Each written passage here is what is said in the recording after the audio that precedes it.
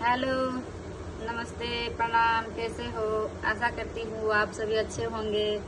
आज मैं सावन सोमवार की कथा की विधि और कथा लेकर आई हूँ।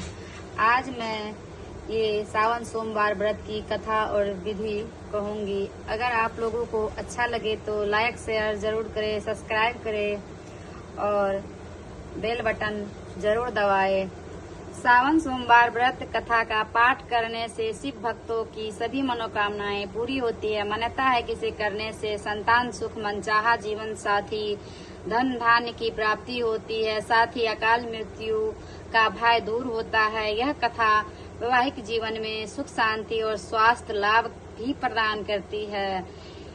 अब मैं आप लोगों को कथा शुरू करती हूँ, तो आप लोग जरूर सुनिए।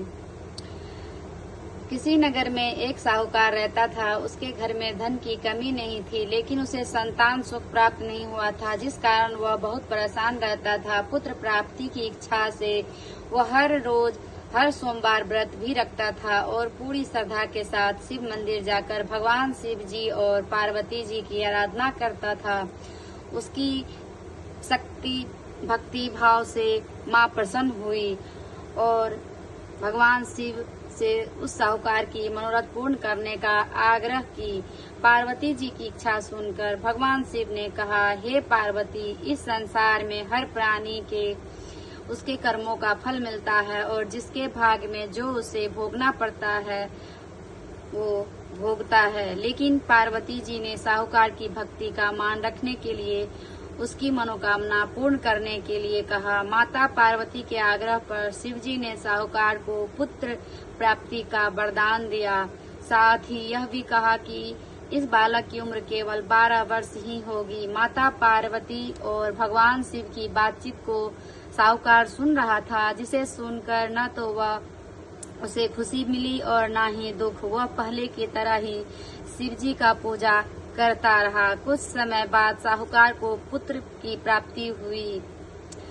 वह बालक 11 वर्ष का हुआ तो उसे पढ़ने के लिए काशी भेजा गया। साहूकार ने पुत्र के मामा को बुलाया, उसे बहुत सारा धन दिया और कहा कि तुम इस बालक को काशी विद्या प्राप्त करने के लिए ले जाओ और मार्ग में यज्ञ कराते जाना। जहाँ भी यज्ञ कराओ वहाँ ब्राह्मणों को भोजन कराकर दक्षिणा देते हुए जाना। दोनों मामा भांजे इसी तरह यज्ञ कराते दक्षिणा देते हुए काशी की तरफ चल पड़े। रास्ते में एक नगर पड़ा, जहाँ नगर के राजा की कन्या का विवाह था, लेकिन जिस राजकुमारी से उसका विवाह होने वाला था वह एक आंख से काना था, जिसकी जानकारी लड़की और उसके घरवाले को नहीं थी। राजकुमार के पिता ने अपने पुत्र के काना होने की बात को छुपाने के लिए एक चाल सोची। साहूकार के पुत्र को दूल्हे बनाकर राजकुमारी से विवाह करा दिया जाए। विवाह के बाद इसको धन देकर विदा कर दूंगा और राजकुमारी को अपने नगर ले आऊंगा। उसने लड़के को दूल्हे के वश पहनाकर राजकुमार से उसका विवाह करा दिया, लेकिन साहूकार का पुत्र ईमानदार था। उसने मौका पाकर राजकुमारी की चुन्नी पर लिख दिया कि तुम्हारा विवाह तो मेरे साथ हुआ है, लेकिन जिस राजकुमार के साथ तुम्हें भेजा जाएगा वह एक आंख से कान्हा है। मैं तो काशी पढ़ने जा रहा हूँ। राजकुमारी ने चुन्नी पर लिखी बात अपने माता पिता को बताई। राजा ने अपनी पुत्री को विदा नहीं किया। दूसरी ओर साहूकार का लड़का और उसका मामा काशी पहुँचे और वहाँ जाकर उन्होंने यज्ञ किया। जिस दिन लड़के की आयु 12 साल की हुई उसी दिन यज्ञ रखा गया। लड़के ने अपने मामा से कहा कि मेरी तबीयत कुछ ठीक नहीं है। मामा ने कहा, तुम जाकर सो जाओ। शिवजी के वरदान अनुसार कुछ ही देर में उस बालक के प्राण निकल गए। मामा ने जब मृत भांजे को देखा तो विलाप शुरू कर दिया। संयोगवश उसी समय शिवजी और माता पार्वती उधर से जा रहे थे।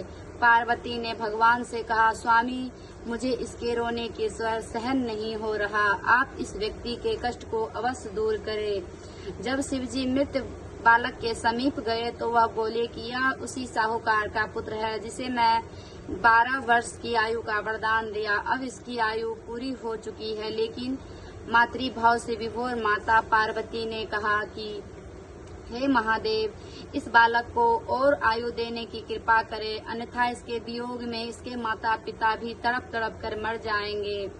माता पार्वती जी की आग्रह पर भगवान शिव ने उस लड़के को जीवित होने का वरदान दिया। शिव जी की कृपा से वह लड़का जीवित हो गया और शिक्षा प्राप्त करके लड़का मामा के साथ अपने नगर की ओर चल दिए। दोनों चलते हुए उसी नगर में पहुंचे जहां उसका विवाह हुआ था। उस नगर में भी उन्होंने यज्ञ का आयोजन किया। उस लड़के के ससुर ने उसे पहचान लिया और महल में ले जाकर खातिरदारी की और अपनी पुत्री को विदा किया। इधर साहूकार और उसकी पत्नी भूखे प्यासे रहकर बेटे के आने की प्रतीक्षा कर रहे थे। दोनों ने प्रण लिया था कि यदि उन्हें अपने बेटे की मृत्यु का समाचार मिला तो वो अपने शरीर त्याग देंगे, परंतु अपने बेटे को जीवित होने की बात सुनकर वह बेहद प्रसन्न हुई। उसी रात भगवान शिव जी ने व्यापारी के सपने में आकर कहा, मैं तेरे सोमवार के व्रत करने और व्रत कथा सुनने से प्रसन्न होकर तेरे पुत्र को लंबी आयु प्रदान कर रहा हूँ। इसी प्रकार जो कोई सोमवार व्रत करता है या कथा सुनता है उसके सभी दुख दूर होते हैं। जय भोलेनाथ। अगर आप लोगों को ये कथा अच्छी लगी हो तो लाइक शेयर सब्सक्राइब जरूर कीजिएगा। धन्यवाद।